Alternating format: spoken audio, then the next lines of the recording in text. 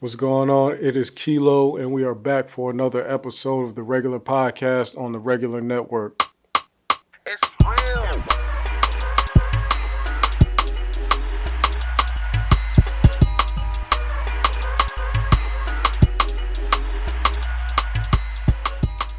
All right, y'all, welcome back. Before we get started, please make sure you subscribe to the channel on YouTube, like the videos, um, comment on the videos, do everything to help the platform grow, man. I appreciate all the help so far.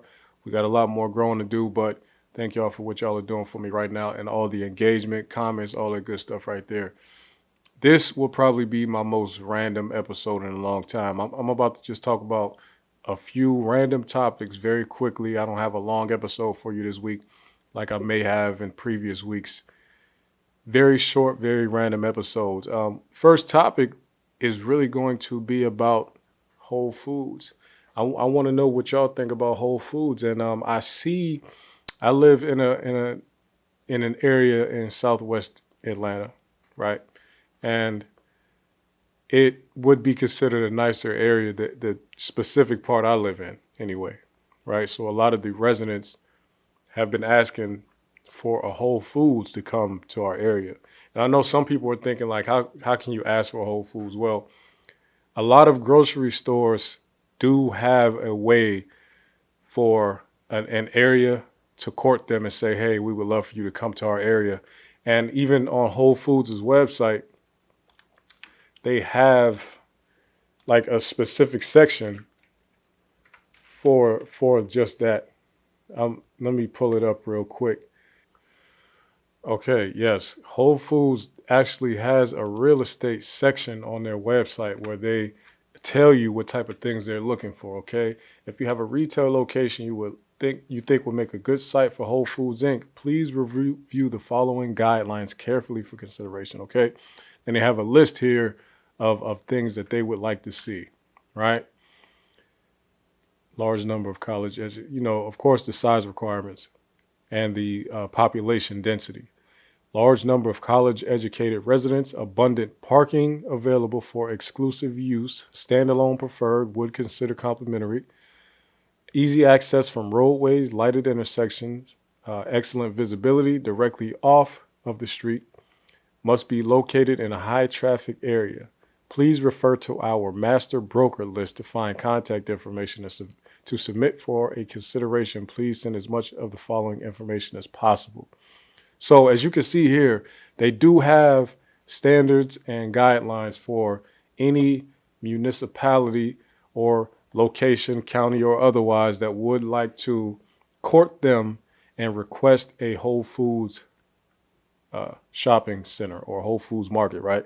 So for people who don't know why anybody would be asking for one, that's why, because your politicians can't actually request one from Whole Foods, right?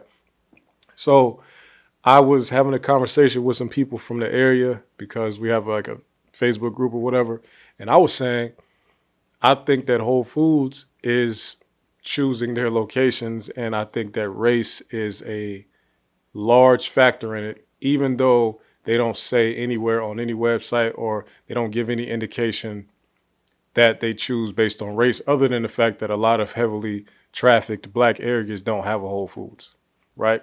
So a gentleman who works in the grocery data space, he works on like the, I guess, marketing side, but the data science marketing side of it. He sent me an article and he said pretty much Whole Foods likes to go to places with college educated people. They don't really care about race. Of course, I'm not going for that, right? Because we all know better than that. Most of us do anyway.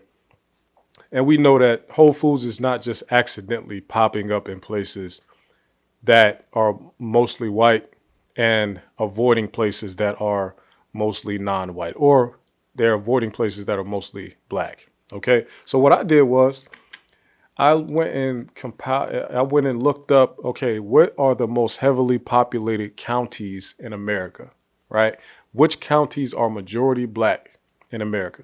And then what states are those counties in, right? So I went and looked at every single county that was majority black in America, saw what states they were in, pretty much all in the Southeast, and then like Arkansas, right?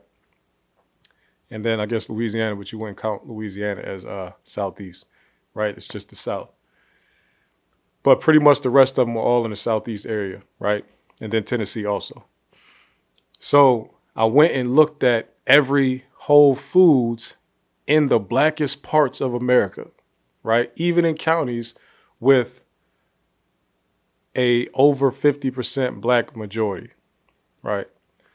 And I said, okay, I want to find out, is there a Whole Foods in this county? And if there is a Whole Foods in this county, is the zip code that the Whole Foods is located in, does that match the county's demographics, right? Is there just as many black people in that zip code as there are in the entire county where that Whole Foods is located? And some of you might be shocked to find out, I'm not shocked about it. Some of y'all might be shocked to find out that my suspicions were correct. Even when they are in majority black areas, for the vast majority of times, they choose to put their location in a zip code that is largely unblack, except for, let me pull this up here, except for a few instances, which is good because they have 500 stores in the country. And let's see, 1, 2, 3, 4, 5 of their stores in the entire nation are in majority black zip codes. All right. And I'll just give you a little bit of information here, right? Savannah, Georgia has the highest black population of all of the zip codes with the Whole Foods in it. That's the 31404 zip code. There's a Whole Foods there, and they have 67.8% black population. So that's good. So at least it's not zero, stores in black areas, right? Then you have one on 8th Street. There's two on 8th Street, but there's one on 8th Street in 20002 zip code, and that has 62% black population in that zip code, right? So I wanted to look at the county zip code, which Washington, D.C. doesn't have a county, but the whole city is 45% black. And then the zip code where that Whole Foods is at is 62% black. So to me, that's a positive, right? Because the store where the zip code, this store's location is in a zip code with over black population higher than the actual county itself, right? Also, same thing with Savannah. Savannah has that county, Chatham County, where Savannah is located, has a 41.4% black population, but that store has 67.8% black, that store location zip code, 67.8% black population. So that's amazing. Another one, Baltimore, D.C. in the 21202 zip code. That's in Baltimore County. And Baltimore County has 31.3% black population. That store has 55.7% black population in that zip code. Also, very good. I like that. I'm only reading these because I think it's interesting, and maybe y'all will too. Jackson, Mississippi. Hinds County, Jackson, Mississippi has 31. This is zip code 39211. The county's black population is 69.15%, but the zip code where that store is located is 52.6%. So even though it's lower, it's still over 50%. So to me, that's a good thing. The problem to me, though, is that is the only Whole Foods in the entire state of Mississippi, and Mississippi is the blackest state in the country by percentage of population, right? So for this to be a state where they only have one Whole Foods, so they're saying like no other place in this whole state fits their demographic of who would shop there, which they say is a younger millennial woman, white woman, who makes $80,000 a year with a bachelor's degree or higher. Okay, so that's who they say shops there the most. But I think that's who shops there the most because they are the ones who have Whole Foods close to them. Okay, because if you put Whole Foods by other people, they would also buy it. But let's move on. DC is also in there again, and this DC has 2 in the top 10, and the DMV total has 3 in the top 10 with 2 in DC, and 1 in Baltimore, right? DC, Florida Avenue, 20001, and that zip code has 51%, 51.7% black population.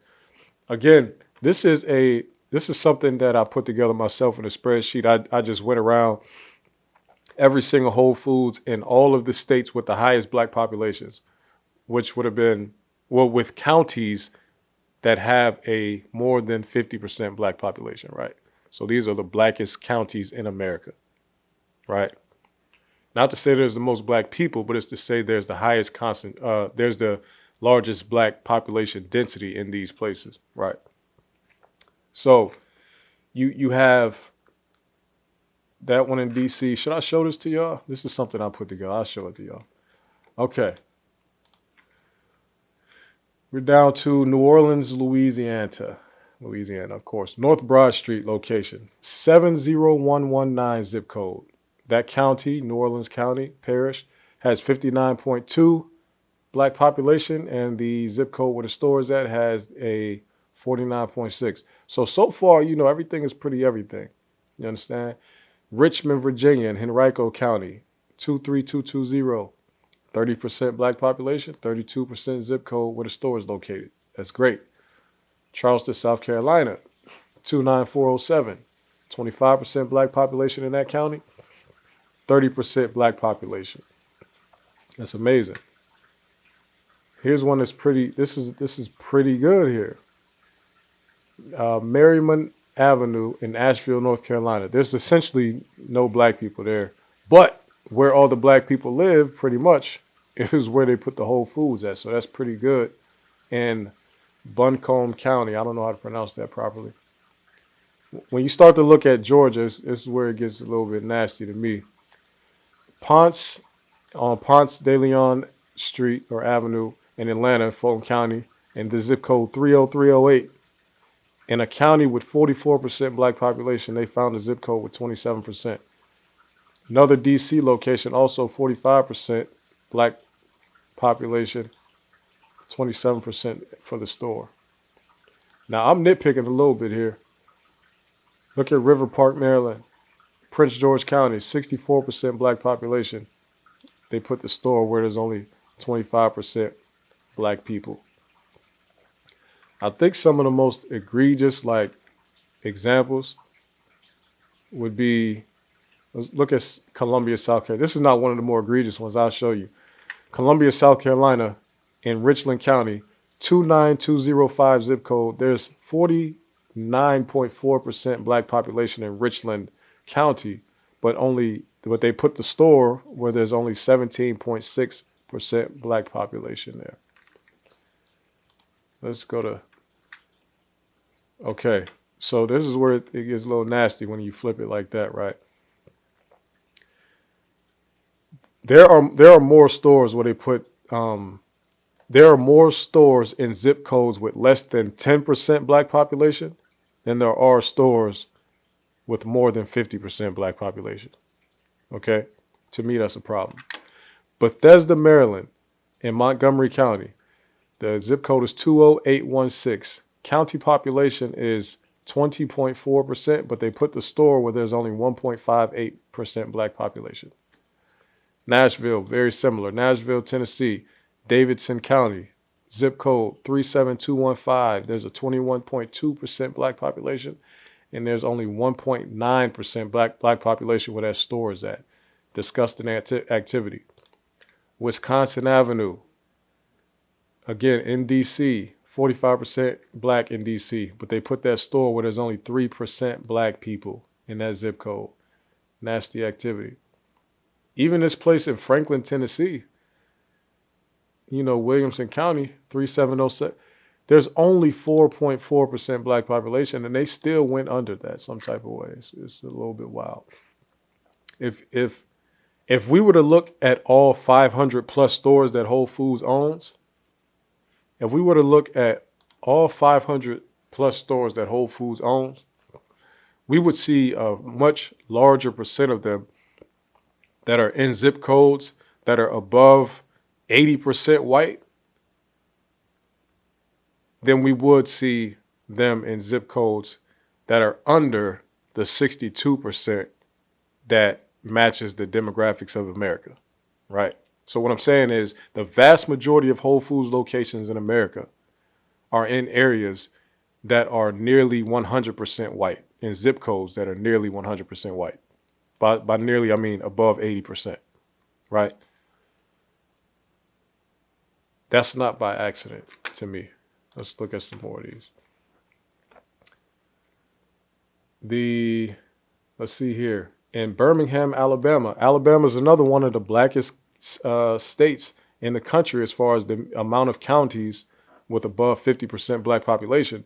35243 zip code. That county has 41.52% black population, yet where that store is located, there's only 5.15% black population there. Nasty activity. Another one in DC with only less than 10%. Look at this. In Atlanta, how do you find a location in Atlanta that only has 7% black population, right? Northside Parkway. This zip code 30327 has 7.30% black population. In one of the blackest cities in America, they decided to put that location there. But guess what they don't do in Atlanta at any place of Atlanta, right? So I'll go to Fulton County, right? There's also some other suburban places in Atlanta. Fulton County right here, these are all Atlanta joints, right? And this is 44.7% is the Fulton County percentage. Atlanta itself is even more black than this, right? Yet all of these stores, the highest black concentration is pretty much downtown at 27.7%. The rest of them fall off drastically from there. This Peachtree location has only 17.3% black population in that zip code. This Roswell Road, has only 16.10% black population there. 14th Street, right in Midtown, only 11.10% black population. That's right around Georgia Tech. This one in Alpharetta, only 10%, which we know Alpharetta is pretty white. Paces Ferry in Atlanta. That's a street in Northwest Atlanta, pretty much. 8.6. And we just talked about that one. Northside Parkway, I mean. Let's look at some of the other ones in Georgia. Cobb County, Marietta. In Cobb County, they have 29.2% black population, which is still pretty high. It's like almost 3 times the national population of black people, or national, only 6%. They put that in a zip code that's only 6% black. And actually, I used to go to this location often. Kennesaw, Georgia. Still Cobb County. They put that one in a 19.2% black area. Also, I want to say something about the locations that they chose in Georgia. There are no Whole Foods locations in Atlanta or in Georgia. No, not Georgia, period, but in the Metro Atlanta area that are south of I-20. Let me pull this up real quick. There are no Whole Foods locations that are south of I-20. This is very important to note. Excuse me. Whoa. What's going on here? Give me a second, y'all. Give me a second. And I'm spending a lot of time on this. I didn't even expect to spend this much time on it. So this is what we'll do here. I'll show you something real quick, right? Whole Foods Market. Okay. These are all of the Whole Foods locations in the entirety of the Atlanta metropolitan area. This down here, this is 20, right? And down here would be South Side. This is the Southwest side, Southeast side, South side. Oh, there are no Whole Foods locations anywhere south of the city. Y'all know why? If you read The Souls of Black Folks by W.E.B. Du Bois, then you would know that a long time ago, black people in the Atlanta area got pushed to the southeast and the southwest side of the city. Black people were pushed there 100 years ago, and that pretty much has been the place where black people have grown, congregated, and moved to for a century or over a century, because he wrote that book in, 1897, something like that, 1903, around that time, right? So I want to show y'all again. This is what most of these, this is what most of these cities look like when it comes to their Whole Foods locations. You can look at the map and just tell which areas are black based on where Whole Foods is located in that area, in that city. It's kind of sick, right? All of these locations, again, we talking about what we call the Black Mecca, Black Hollywood. They found a way to strategically place these Whole Foods markets in areas that are still vast majority white. The blackest area that they put a Whole Foods in all of Metro Atlanta is only 27% black. How did they, that's strategic. There's no way.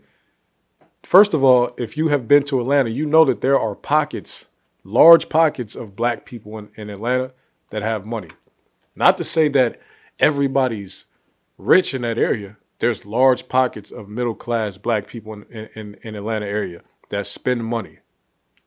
That would definitely, they spend plenty of money at Publix. Publix is considered one of the nicer grocery stores in the Southeast, right? Whole Foods is nicer. Trader Joe's is considered nicer, but Publix is a nice grocery store. Prices are up and people spend money. In the area I live in, there's 3 Publix grocery stores within 10 minutes. And that's weird. That's kind of weird because it's like a high-end grocery store. Higher end type of grocery store, right? So I'm not going to flat out stamp it yet, but I will say Whole Foods, are y'all at war with black people? Whole Foods, are you at war with black people? What's the problem with being in black zip codes, black majority zip codes? You're in 2, or let me see how many.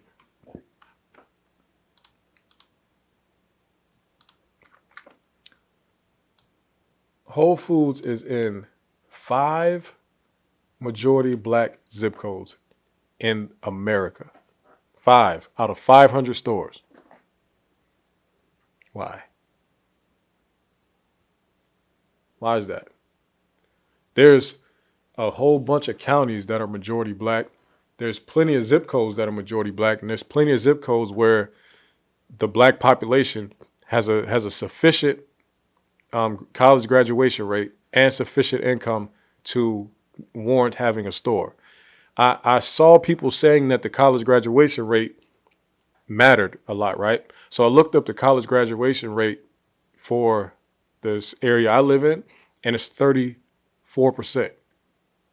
right? So that means, and then I found that you guys have a store in Henderson, Nevada, where the college grad rate is 33%.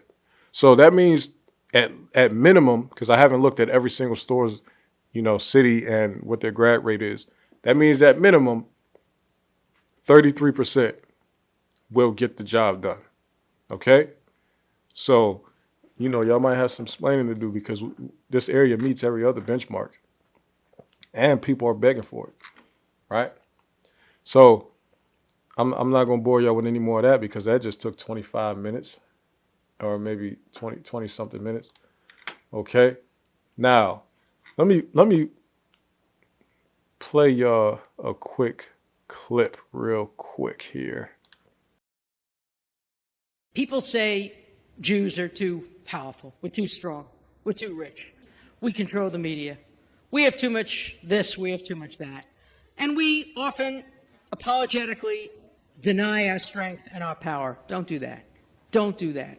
We have earned the right to influence public debate. We have earned the right to be heard. We have contributed disproportionately to the success of this country.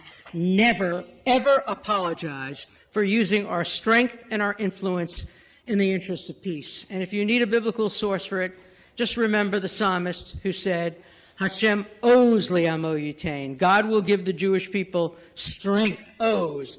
And then, only then, Hashem yivarech et amo b'shalom. Only then will God give the Jewish people peace. Peace will come for the Jewish people and the Jewish nation only through strength.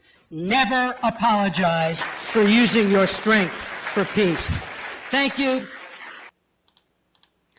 Okay, so that person you just heard, his name is Alan Dershowitz, and he's a gentleman that had a message for his people.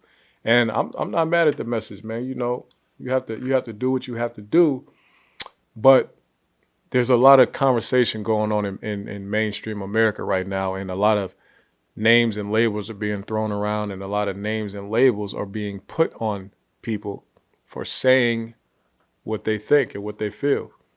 So guess what? Not to say I want to play a game, but I do want to bring up a person who's not mentioned a whole lot when some of these conversations come up. And I don't understand why, because for a long time he was probably the most powerful person in all of entertainment globally. Probably the most powerful person. Let me read a little bit about this fella, man. You let me know if you heard of this guy. Sumner Redstone, whose original name was Sumner Rothstein, was an American billionaire businessman and media magnate. He was the founder and chairman of the second incarnation of Viacom, which was dissolved in 2019. Now, if you look up this fella, you will see that a lot of his companies were dissolving and buying each other and changing their names and selling parts of the company, then buying it back at a later time, the same exact company. There's a whole lot of that over the lifespan of this fella's career. So essentially what happened was, let's go to early life and education. Redstone was born to a Jewish family in Boston, Massachusetts, to Belle and Michael Rothstein. In 1940, his father changed the family surname from Rothstein to Redstone. Okay? I guess because they thought they could hide it or something. I'm not sure. Michael Rothstein owned Northeast Theater Corporation in Dedham, Massachusetts, the forerunner of National Amusements. Now, National Amusements is the company that you need to do your Googles on. Do your research on National Amusements. It is a family-owned company. It is owned by the Redstone family, and it is private.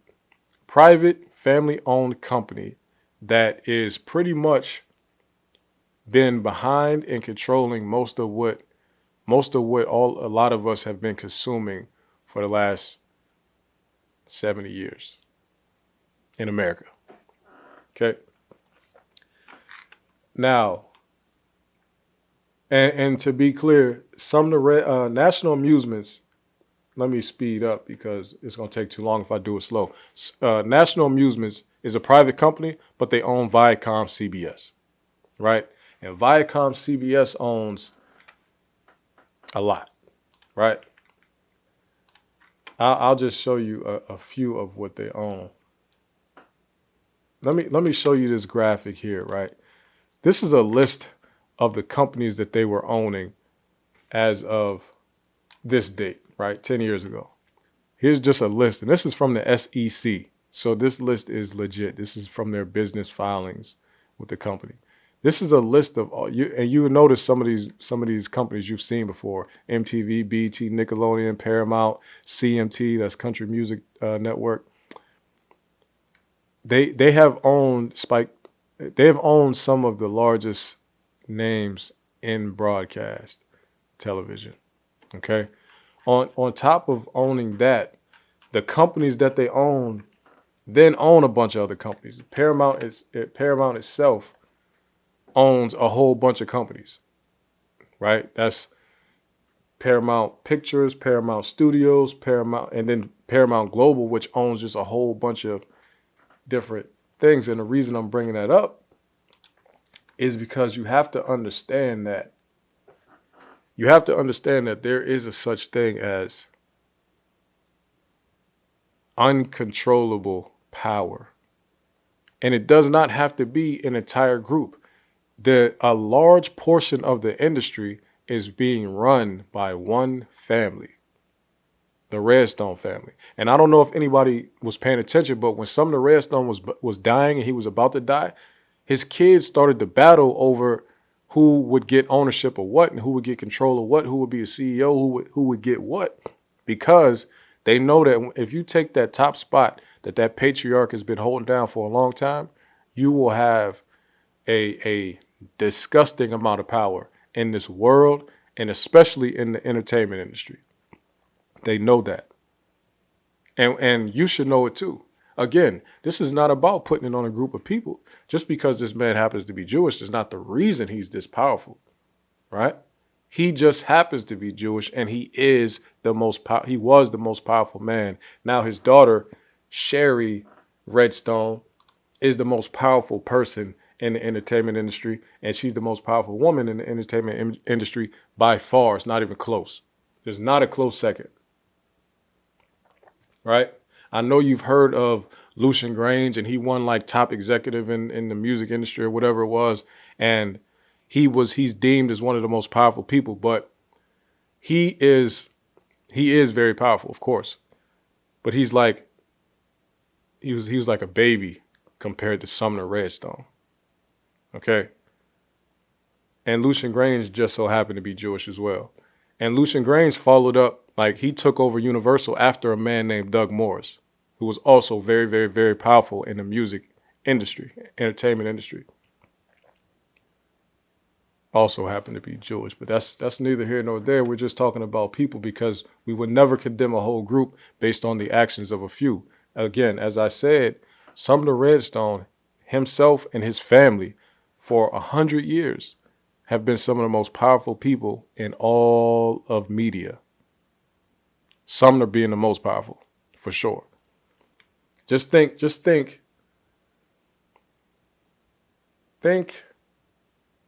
Bill Gates of TV. Not money-wise, because a lot of people don't realize Bill Gates' money is not what is the most dangerous part about him. Bill Gates' power, influence, and access is what makes him so dangerous as a powerful person. You know what I'm saying? Because I don't think Bill Gates cares about all the people who pass him up on the Forbes list and all this other type of stuff. They don't have the power he has. Okay? So people like Redstone, Sumner Redstone, he didn't care about being the richest person in the world. It really didn't matter. Because once you get to a certain level, the money is not what's the most important. After a certain level, they all have, because once you get so many billions of dollars, there's really nothing you can buy anyway. Of course, if you could blow it, but you could be spending money forever, and the money would never stop. Okay? At that level, money is not the thing. That's why somebody like Jeffrey Epstein, the person who you heard speaking earlier, Alan Dershowitz, he was Jeffrey Epstein's lawyer. But anyway, somebody like Jeffrey Epstein, they say was only worth $800 million. He wasn't even a billionaire. But look at the power he had over people. He really could move around the world and do anything he wanted with anybody he wanted to do it with. And he was, without even having billionaire status. But yet, I won't say that. But I do want y'all to look into this. I saw people discussing on like Twitter and whatnot about how these companies, these white-owned companies or whatever, are controlling black media because they bought BET. Viacom bought BET. If you didn't hear me earlier, I said Sumner Redstone, they started Viacom. Okay, Viacom and CBS merged. It's the same company. They own BET. They own MTV. They purchased them. They did not found them. Bob Johnson founded BET, but it was purchased by Sumner Redstone and one of his little companies under National Amusements, who, by the way, also owns, I think, thousands of theaters across the country. So they can control what gets into their theaters as well. That's neither here nor there. People were talking about why can't black people, or why does black people have to allow others to own our media? They would never let us do that to them. Here's the thing here that I think people are missing. the people who own black media that are not black, they are doing it without our permission. It's not like we're letting them do it. They're just doing it, right? We could do the same thing to other people. The problem is, for whatever reason, when we see each other try to go start something that doesn't include black people, we think we need to call that person out, expose that person. We need to dog them, drag them, all this type of stuff, call them a coon, say all type of crazy stuff about them because they're trying to go do what other people have done to us. And not to say it's right or wrong. They're just trying to go do something in another space and get money from some other people. And it's like we get offended. It's like, why don't you want to take our money? But we not understanding that the reason these other groups get so big is because they come take our money and bring it back to them. You know, a person like Ozzy Media, his name is, let me see what's his real name. His name is Ozzy. No, I'm sorry. His name is Carlos Watson. And I met executives from Ozzy Media. I interviewed him at the Rick Ross Car Show. If y'all see my videos on the Rick Ross Car Show, that executive producer, two of them, they worked at Ozzy Media, right? Ozzy Media, started by a black man named Carlos Watson, right? They've been catching flack because people are saying they don't have enough black representation on the network. They don't have a lot of black fans because they don't have a lot of black shows that are geared towards black people. But it's like he disputed that. He said that wasn't true. But let's just say it was true, right? Why can't black people make content that's not for black people? What if I want to start a channel that focuses only on the Spanish, the Latin, like the Latin American people? What if I want to start a channel that is specifically for people in Mexico? What if I want to do that? I shouldn't have black people attack me because I want to do that. You know why? Because that's a good market, and there's probably a lot of money that could be made in that market. You can't tell us we're not allowed to do business just because we are black and that everything that we do has to be centered around entertaining black people. First of all, that's part of the problem, that we only want to entertain ourselves. If we go entertain other people, we just be the executives, we could take a lot of money, bring it back to our community like they've been doing to us.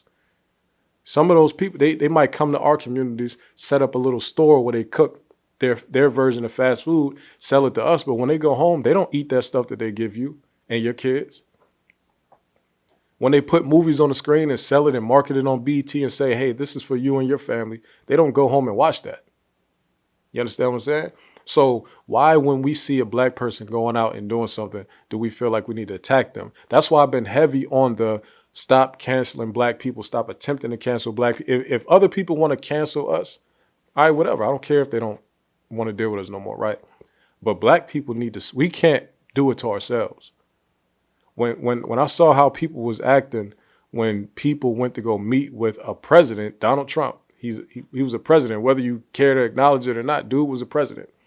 Y'all was trying to get rid of black people because they went and met with the president, as if there was any presidents that were good for us anyway, right? There were no presidents that were good for us. So people have met with other presidents in the past. Y'all didn't care any other time. So you trying to throw black people away. One of the best surgeons in American history, Ben Carson, y'all are telling him like he's not black anymore because he worked with Donald Trump. Like, we try to throw each other away because we are trying to get money outside of just in the community. Dude comes from supreme poverty in Detroit, I believe, Ben Carson. He went and got and reached the highest heights of surgery in America. And y'all are telling him he's not black because he wanted to work with Donald Trump. It's crazy. We try to throw each other away for attempting to go get money somewhere else.